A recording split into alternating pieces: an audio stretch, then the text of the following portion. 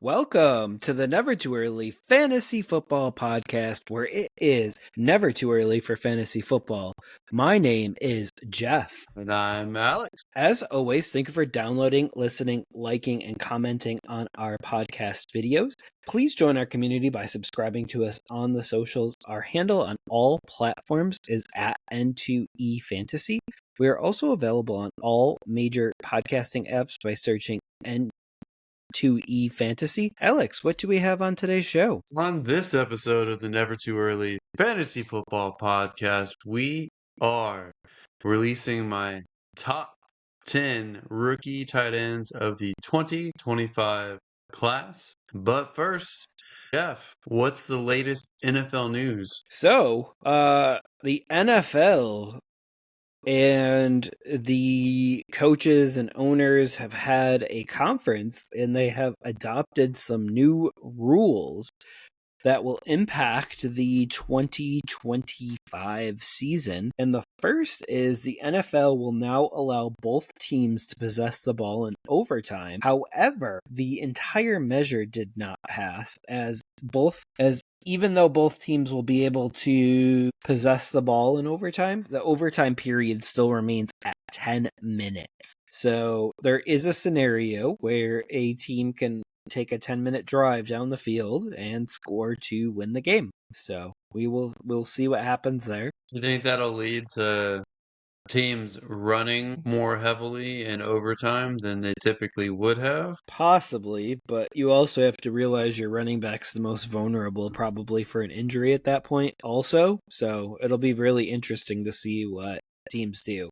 Like if you're Barkley and you're going on carry 21 of the game, 22, 23, like that's just more carries, more wear and tear for the season. Like, so we'll see what happens there and how they go about it. But me personally, I would love to see, let's say an overtime period begins and it takes team A 4 minutes and 32 seconds to score a touchdown. I would love there to be 4 minutes and 32 seconds on the clock for the other team to get the ball, and they need to beat them. So they need to score and go for two.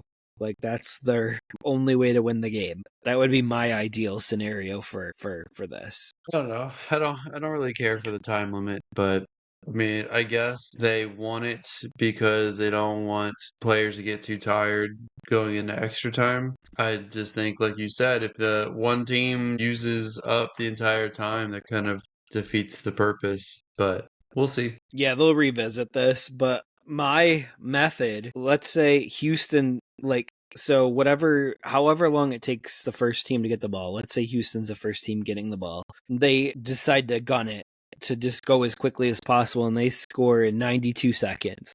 That gives the other team 92 seconds to score to match them. So the clock would be counting upward for team A and then downward based on the amount of time it took team A to score for team B. So it would put some strategy in there as how quickly you score. I think it just would lead to some more dynamic plays. I mean, why don't you just give them a certain amount of plays that they can run? Like, say, hey, you have exactly 6 plays to try to score. I mean, that makes it not football, though, if you can't get first downs. I guess. But, I mean, you can get to a certain yardage. Yeah. Why don't we just have both quarterbacks throw it as far as they can, and whoever can throw it the farthest, the team wins? Well, then Josh Allen would win every time. I'll take it. He needs it. But also, another rule change, the NFL has changed the touchback. So touchbacks that are kicked directly into the end zone will start at the 35-yard line going forward. So this should prevent a lot of teams from kicking it deep and creating more returns. Returns should be up again this upcoming year because there was still too many teams kicking it deep because they weren't worried about the other team starting at the 30. So they moved to 35. Makes sense. And I'm for more returns. I mean, I hope there's more returns. Me too. All right. The NFL will also allow replay assist in more plays, along with technology from Sony to measure first downs. So we now have different camera angles that will be instituted, and this is exactly what I like to see with technology. The chain gang is going away. There's going to be a digital chain gang now, and I love that. And we're embracing technology now. From my Why not? understanding, though, replay assist will not allow new flags to be put down. It'll just allow them to pick up flags that shouldn't be down. Oh, the chain gang's not 100% going away. They are going to stay there as a backup. So we all need the image of, some 60-year-old men holding those big chains and orange cones. Exactly. But this is a change I'm excited for. Should have been 5+ years ago. They should have been doing something like this. But now they're going to put, I believe, like K cameras out there to get all the precise angling. Great. I would love people to be able to just pinpoint where the ball is and not have 30 minutes of a ref going under the hood and looking at it over and over and over again. Just use technology to pinpoint it. Let's keep the game going. And you can really thank the XFL for this, not the UFL, but the XFL was the one that did the kickoff like this and had the Skycam first. All right. So the last item, the NFL has tabled reseeding talks. So there's a lot of teams that are against that. And they have also tabled the tush push ruling, the brotherly shove, until the May owners meetings. So it does sound like they do want to ban it, but they need a little bit more time to figure out the verbiage for it. Thoughts on that? I'm against both of those. So I hope that they continue to get shot down. The tush push thing is like super egregious in my opinion. It's just a bunch of whiny babies who can't do it better than Philadelphia. And it's the ultimate lame-o move to be against it. And anyone, especially someone with a man bun, who is against the tush push, question your manhood. Okay, just beat it. Just beat it. Or have every single team be just as successful as Philadelphia, and then you can ban it. Because then it's too automatic. But if only one team can do it, great. Yeah, it's not even the teams that want it gone. It's the NFL that wants it gone. I don't care. So it's not even about beating it at this point. It's a rugby play. It's not an NFL football play, and we play football, not rugby. It's no different than doing a QB sneak. It is Literally no different. QB sneak's no different than a handoff. But a handoff, you don't have a guy jamming them right immediately. It's a QB sneak with someone pushing him from behind to get better leverage. Who cares? Yeah. There's no statistics that back player safety concerns, nothing. No, but this has been previously outlawed, and they're going to go back to that rule. Unfortunately, Philly's going to ruin it for us that don't mind running backs being pulled forward and stuff like that. But that is probably going to have to go away in this iteration as well. I don't know, Jeff. There's your favorite rule, the crown rule, that almost never gets called too. So I think tush push. First of all, the only thing they should ban about it is the name tush push. It should be the brotherly shove, and they should keep it as the brotherly shove. No, I mean, I don't love watching it on TV, so they're going to make it more enjoyable for the TV consumer, which I is have no nice. problem watching it on TV. Okay.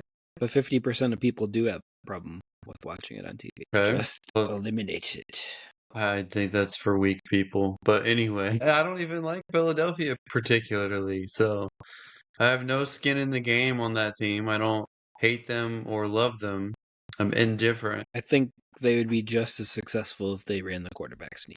I don't think this is even about Philadelphia, to be honest. I think the quarterback sneak is more health risky, especially for quarterbacks, than the brotherly shove is. So a guy pushing him from behind doesn't give him the potential to be sandwiched between two people. Whereas your quarterback sneaking, The guy pushing him from behind gives him more momentum to level the defender rather than run straight into the defender and have only his own resistance and get himself hurt. you heard that though, that he is at help resisting a defender. There's no way to stop that move. So why does it matter that someone's pushing him?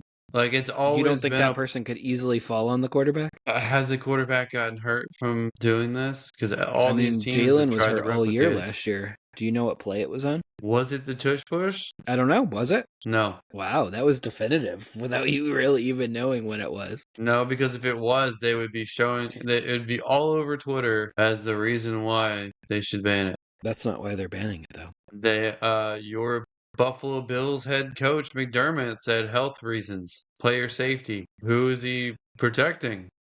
Because no one's officially gotten hurt connected to the brotherly shove. Chris Jones. Really? They've tied that directly to that play? That's the play that he got hurt on. Is it? Is that official? Yeah. And you'll blame it on him standing sideways, but you also are the one that says people need to figure a way to stop it. So he's trying to figure a different way to try to stop it.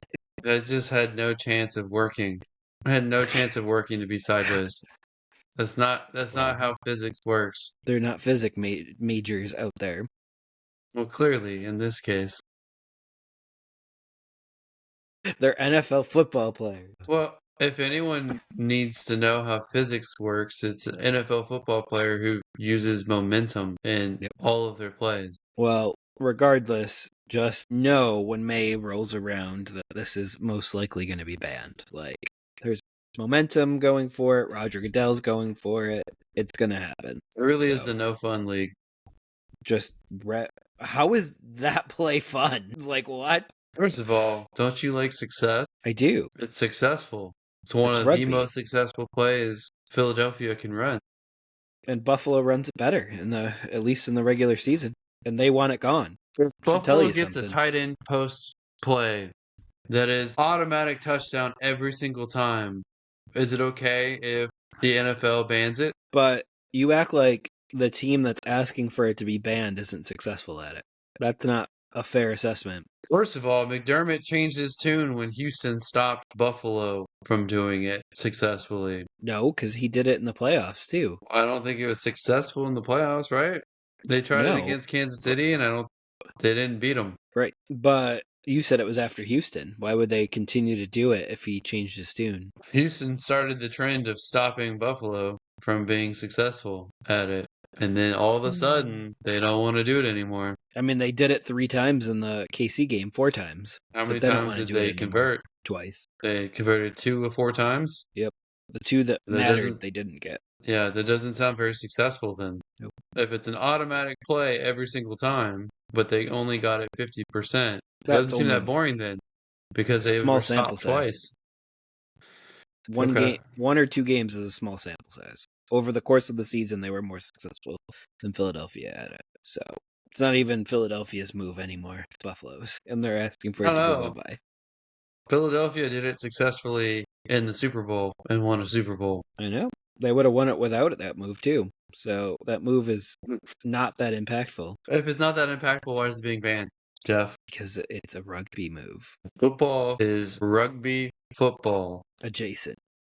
No, that's what it was. It's the Rugby Football Club. It's a combination of rugby and football, which we call soccer.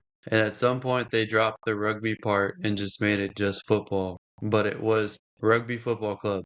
That's how it started. I don't see plays like that in rugby, where you get a huddle and you go up to a line of scrimmage. It's very far off from that.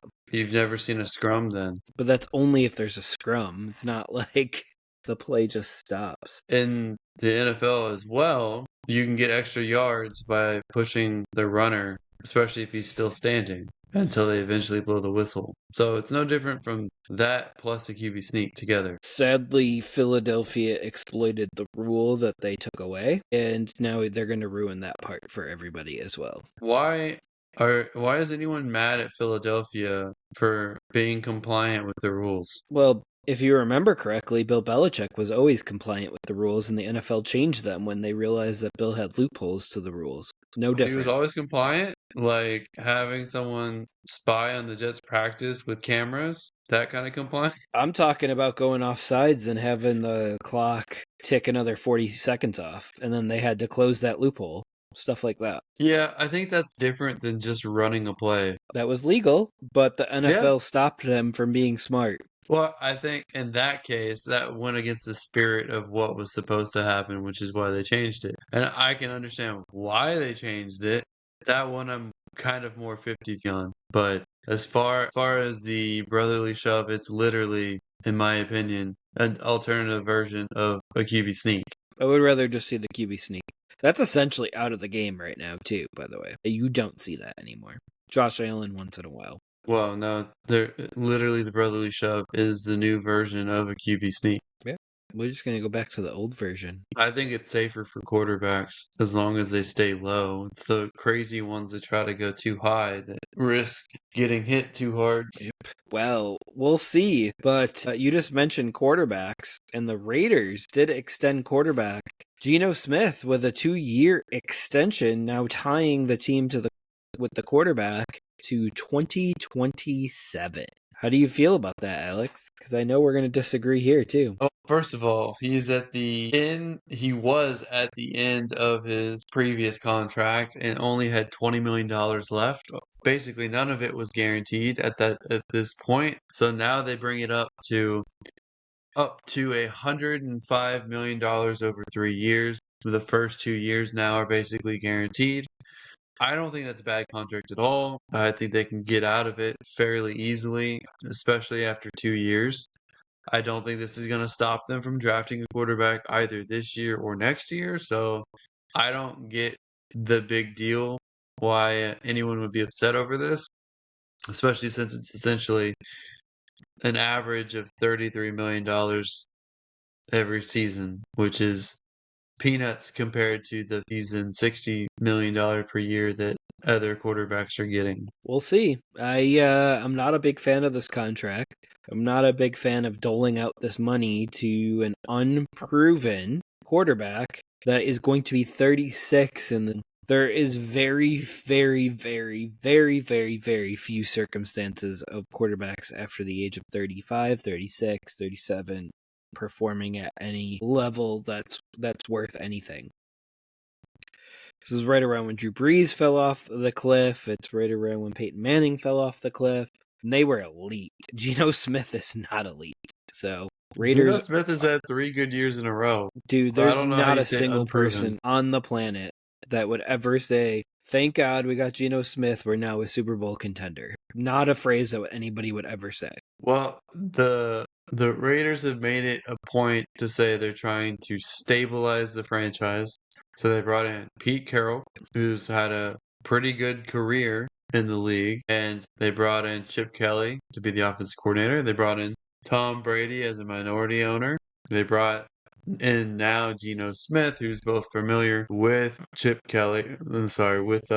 Pete Carroll and runs a similar offense to what Chip Kelly would want to do, which is a fast-paced, up-tempo offense. I think Geno Smith has played well the last 3 years overall. I think it's a fine selection. And again, it's not a very long commitment. It's essentially a 2-year commitment, which is a bridge quarterback. And they still have a high first-round pick this year, multiple day 2 picks. It's not going to stop them from swinging at another young quarterback to groom behind Geno Smith. So it's not a big deal at all. I don't understand why you don't like this contract. How's Geno gonna do?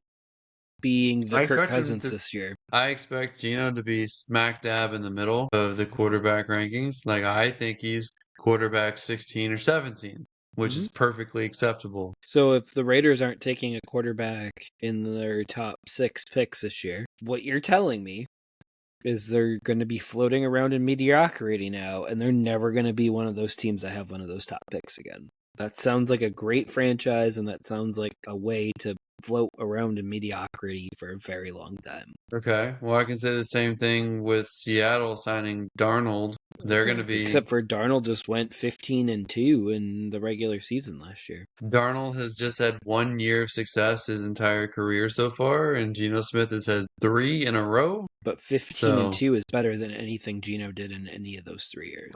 Because 15-2, as you always say, wins are definitely quarterback stats. No, but how did he do last year with 3 elite receivers? Yeah, we'll see how Darnold does with just JSN. I was going to say they don't have that anymore. I'm saying Geno with 3 elite receivers last year, JSN, Metcalf, and Lockett, and he wasn't able to put up yards, stats, wins with any of that. And they were healthy most of the year, all of them. You're talking about the 2024 season when he threw one more yard than Sam Darnold did? But I know you love to point to Seattle's offensive line on that too. But you totally forget that Sam Darnold lost his left tackle, his all-pro left tackle, and then got better after that. I wouldn't say he got better after that. No, I would say he got Hawkinson back. Hawkinson was trash last year. Absolute trash coming off the ACL. I own him in Dynasty leagues. Not even startable, not even playable. In fact, he might get cut for that, for last year. He might get cut from your fantasy team? Yup. But, Alex, a tight end that won't be getting cut because he just got extended by the St. Louis Cardinals, yeah. The Arizona Cardinals, tight end Trey McBride with a 4-year extension, making him the highest paid tight end in league history. So that's a pretty big deal. That's a guy that I would want on my dynasty team. I think it's a guy that you would want on your dynasty team too. Yeah, you should trade him to me. I might. I have him in a couple leagues actually.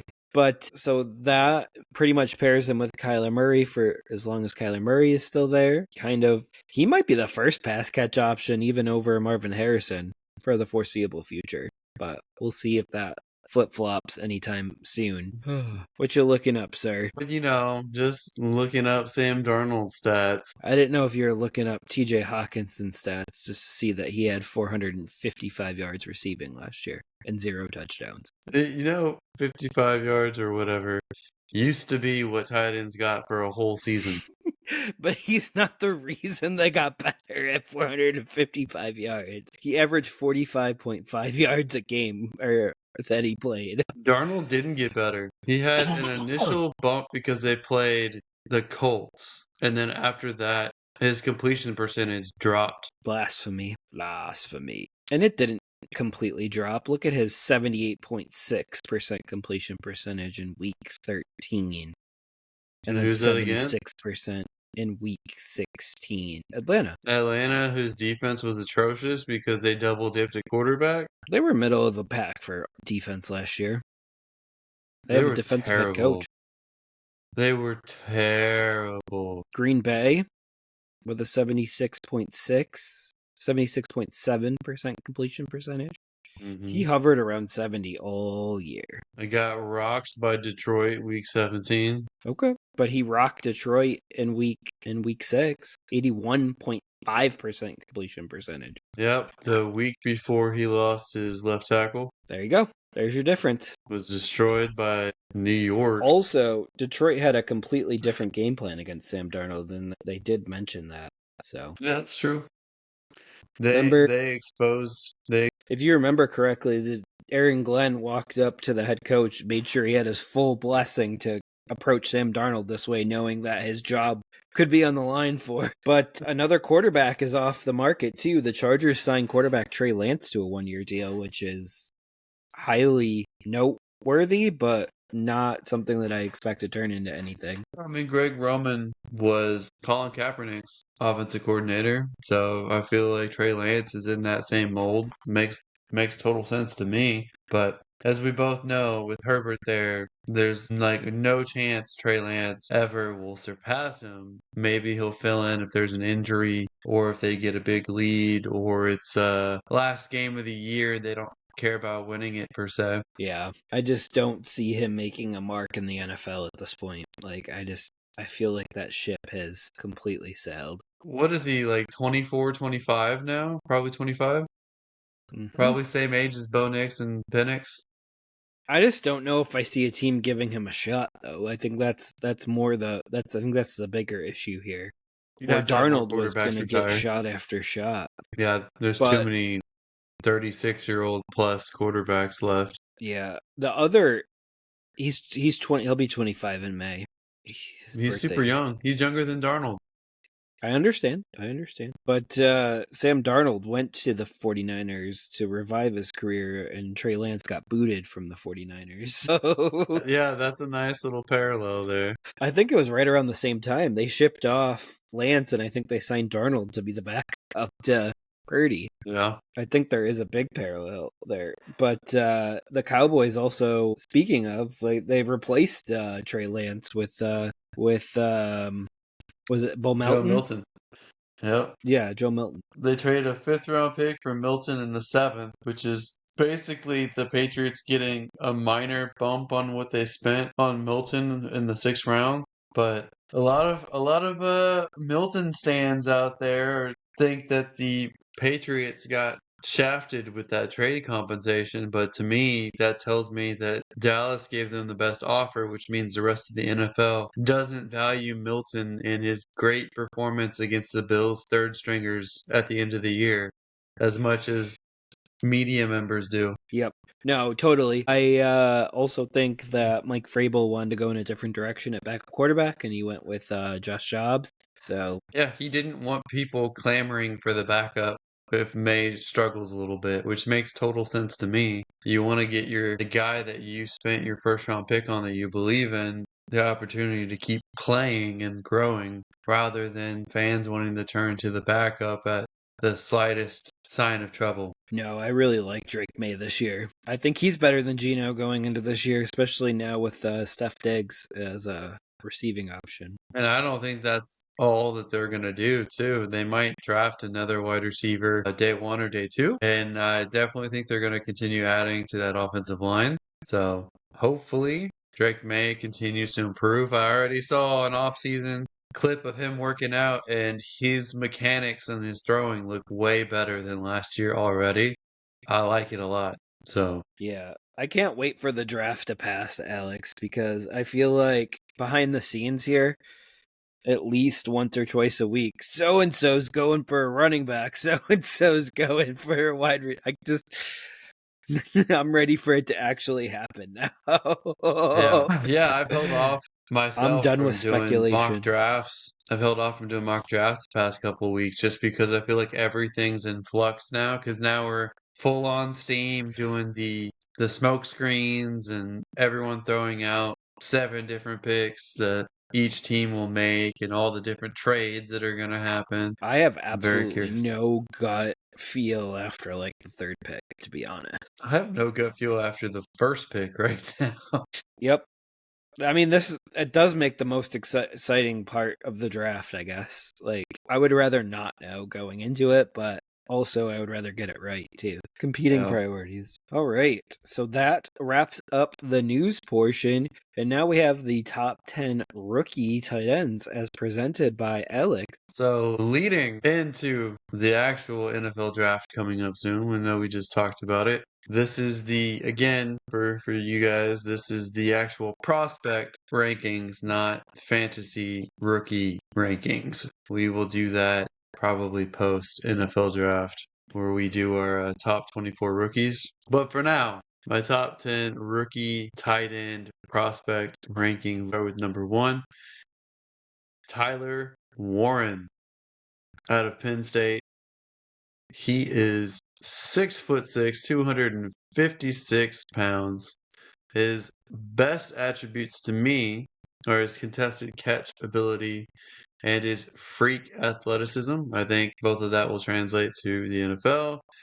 I really enjoyed his last year production. It's just 1 year for college, which is 1,233 yards off of 104 catches, 8 touchdowns, and he also had 4 rushing touchdowns as well. He's played quarterback, he's played wildcat quarterback, he's played fullback, he's played inline tight end, he's played outside. I think he's probably going to be a versatile chess piece in the pass game. I don't think he's going to be much of a blocker, so I doubt he'll be used as an inline tight end. I think he'll be somewhere between a TJ Hawkinson and a Dalton Kincaid type. Right now, there's a lot more excitement with him being potentially better than either one of those. So, depending on where he goes, I'll be very excited to try to get him. And depending on where he goes, I may be a little bit more hesitant, but he is my number 1 tight end in this class. My number 2 is the other obvious choice here. It's Colston Loveland the tight end out of Michigan. The junior is 6'6", 248 pounds. I think that he is a more well-rounded guy. He's got a smooth route running agility and separation. He looked better with JJ McCarthy the year before. Didn't look as good with the quarterback change this season, but he was essentially their offense. He moved the chains. I think he is pretty fast for what his size is. Obviously, tight ends in this class aren't going to be the top end speed that the wide receivers are. He is comfortable lining up in line, in the slot, or out wide. He's got great body control. He's got solid blocking. He's literally in the mold of Gronk type. Gronk is a freak athlete. I'm not going to say he's going to have that kind of potential, but he is of that mold. Neither of these guys I talked about tested at the combine. I don't know if I don't believe that they did for the pro day. But both of these guys are the round one types. I don't think that the other guys I'm going to talk about next are going to make it up to round one. I would be excited for either one of these guys if they went to the Chargers at all. I think both of them would be a great fit there, and I think the Jets are probably the highest at 7 that either one of these guys could go. All right, let's move on to my number 3. This might be more of a projection based off of what I saw in this film, but I like Elijah Araujo out of Miami. He's 6'5", 250 pounds. I thought he looked like he might be the quickest or fastest in this group. He also didn't test in the combine. He was behind Will Mallory his first 2 years in college. The next year, he suffered an injury, so he basically missed most of that season. But this past year, 2024, he had 590 yards on just 35 receptions and he had 7 touchdowns. So that shows you the full-on explosive nature of his game and how much speed he has. He got to play with Cam Ward, so that is an NFL caliber kind of quarterback, and I think he'd be a great fit in almost every scheme. I would be very excited if he went to like Philadelphia and replaced Goddard there. I think yet another speedy option for them would be quite impressive. I think he's got fluid downfield movement. I think they utilized him more as an inline tight end, but he did break some of his time out in the slot. He was targeted downfield quite often, and I think that he possesses good size and yard after the catch ability. So I'm very excited for him. And then my next guy, number 4, is kind of an opposite profile, but I still quite like Harold Fannin Jr., the tight end out of Bowling Green. He's a little bit smaller than these other guys, but not significantly, in my opinion. He's 6'3", 241 pounds. He has had the best year in college out of any of these guys. 17 receptions, 1,555 yards, 10 touchdowns. Now he didn't post the exciting athletic numbers in the combine as these other guys, but you got to think for a tight end, the numbers he put up is actually pretty good. I mean, a 4.71 for someone who's 241 pounds is pretty good. He had a good 10-yard split. His vertical wasn't as impressive as I'd want, but he did have a nice broad jump that was 9'10". I think his agility was good enough. His bench press was good enough. He's the most well-rounded guy in this entire group. I think he plays way faster than he tested. And honestly, I think he could end up being probably the best tight end out of this group and maybe the safest 4, which is kind of surprising considering the other guys I named here. So I wouldn't shy away from him. He may go as late as the tight end 7 for your fantasy leagues or in the NFL draft, but I think he'll end up being better, and I think a smart team will draft him. All right. Number 5, Mason Taylor, LSU. He is the son of Jason Taylor and the nephew of Zach Thomas. Surprisingly, decided to play offense instead of defense for whatever reason. But he's 6'5", 251 pounds. I think this guy kind of reminds me of Dallas Clark a little bit. He's well-rounded enough, but more of a receiving option. I don't know if he'll ever get the big numbers of these other guys, but he certainly has a chance to do so. I think he was able to showcase his fluidity and showed off well in the NFL Combine's Gauntlet drill, which is one of these drills that I actually have taken quite a liking to. He didn't participate in the testing numbers though. But I think, again, he has the NFL bloodlines. I'm always going to lean towards bloodlines for the most part.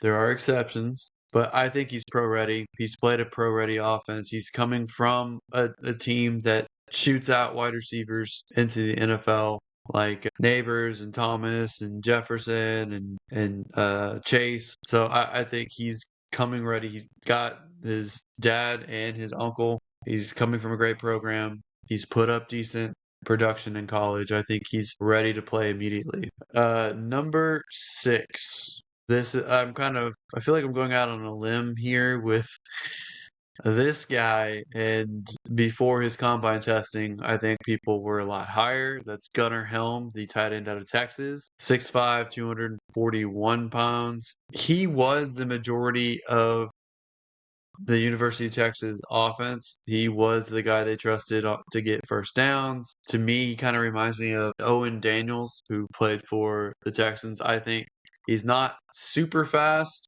but he's a very good wide receiver. He's got very good hands. I think his testing at the combine, he did have a swollen ankle. He rolled his ankle, tried to run on it, tested slower than what I think he actually is. I still tried to do as much as he could. That tells me he's tough, that he tried to tough everything out. I think he's going to have excellent success in the red zone in the NFL. I think he may struggle at separation a little bit, but sometimes you can make a little move to get just enough. I think he's still going to be good. I think people get lost looking at athletic numbers and speed, especially, and I think he's still going to be a very solid receiving tight end out there. I don't think he adds much on the blocking end, though.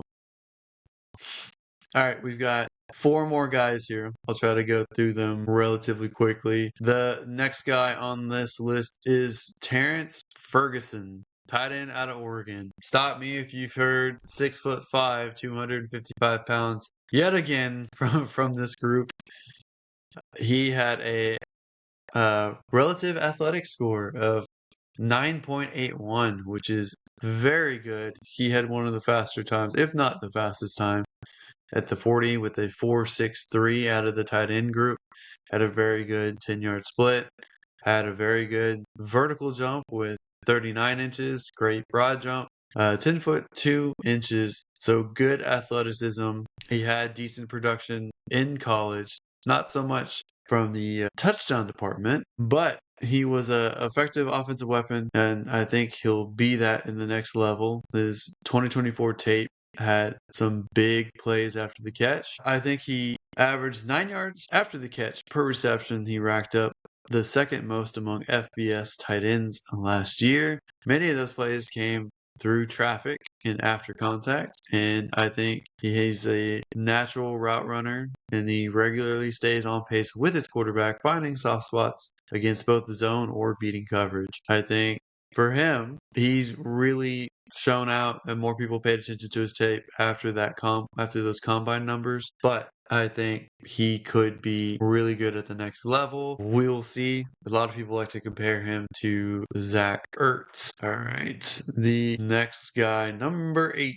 on the list, if I can pronounce his name, Oronde Gadsden Jr. or the second or whatever. Another 6'5" tight end out of Syracuse, 243 pounds.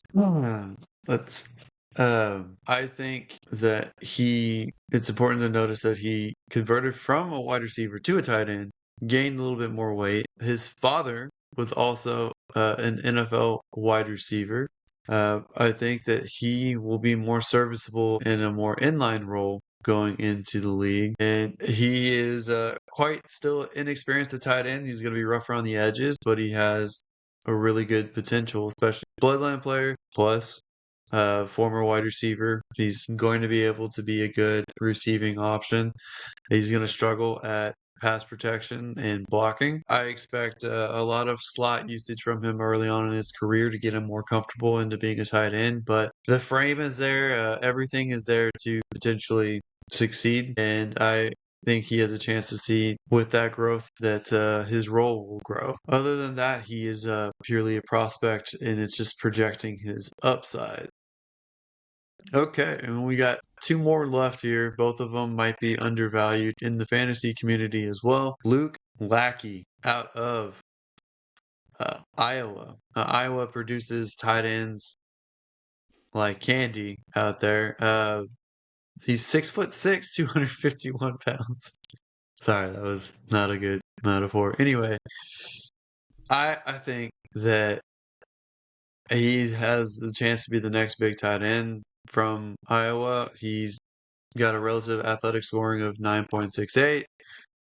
He had he had a couple injuries in college the past 2 years, so he didn't produce the numbers that he should. But I think that his body control and size will give quarterbacks an easy target for one-on-one over the middle of the field, short out routes, all of the safety valve routes that young quarterbacks and old quarterbacks need to succeed in this level to build confidence. He struggles to separate from elite corners. However, he's much bigger than them and can win in one-to-one situations still. He is a more traditional tight end. He's going to be the guy who can block and receive. Blocking tight ends means that they have no reason to take him out. So it means he'll be on the field more. I think he'll continue to grow on the catching side as well. I have him lower for those reasons that he's not quite the receiving guy yet that the other guys are, but I think he also has really good potential. And finally, kind of a dark horse here. I like Thomas Fadone III out of Nebraska. Yet another 6'5", 243-pound tight end. He was a redshirt junior prospect, and he could have done well with another year in college. However, he has an impressive frame. His measurements were better than expected. His broad jump was very explosive. He did fairly well in the agilities. He wasn't used primarily as a receiving option in Nebraska, but he was a weapon in the screen game. He was a secondary read. He did work on some deeper concepts. He's got more wiggle than expected, and he has really long limbs. His route running is more like a charging ox, but I do think that he can make difficult catches, which is crucial, especially for tight ends. I think he'll be a red zone threat, and I think that he has a chance to make the biggest improvement going forward. It's a decent class of tight ends. There's more that you can talk about.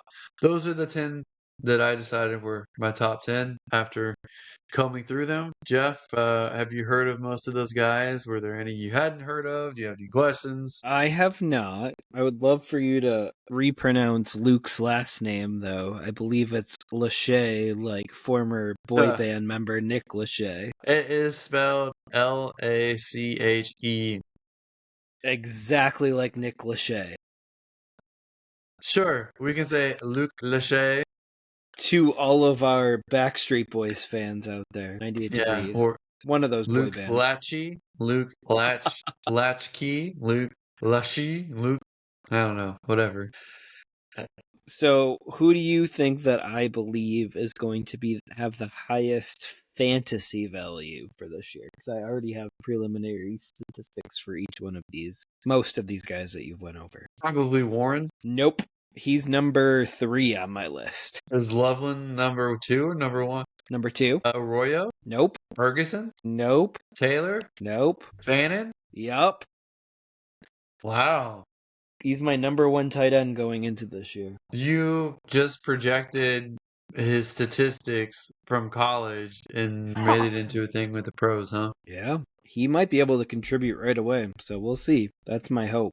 Well, that's interesting, Jeff, because most people right now are taking Tyler Warren or Colston Loveland right around middle first round to early second round over Fannin Jr., who's probably going in the third round right now in rookie drafts. So Didn't that you just is say there's some good finds in the third round? yeah, offline Jeff and I were talking about past rookie picks. Yep.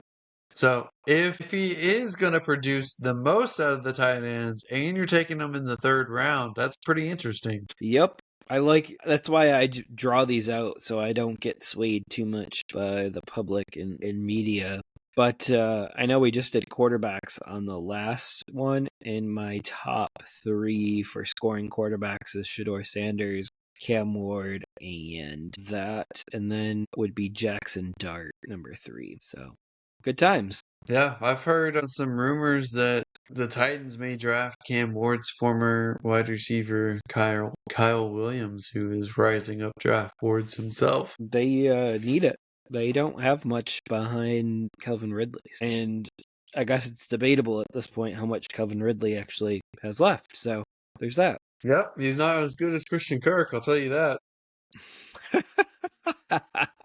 Man. All right. So on the next episode, we will be doing wide receivers, and we should be getting that out in the next week or so as well. So be on the lookout for it. All right. Well, I suppose that does it for this episode of the Never Too Early Fantasy Football Podcast. Thank you all for downloading or listening to this episode. Please don't forget to like and subscribe. Please leave us a comment and share the show. Every little bit helps. You can find us on all podcasting apps by searching N2E Fantasy and with our handle at N2E Fantasy on all social media platforms.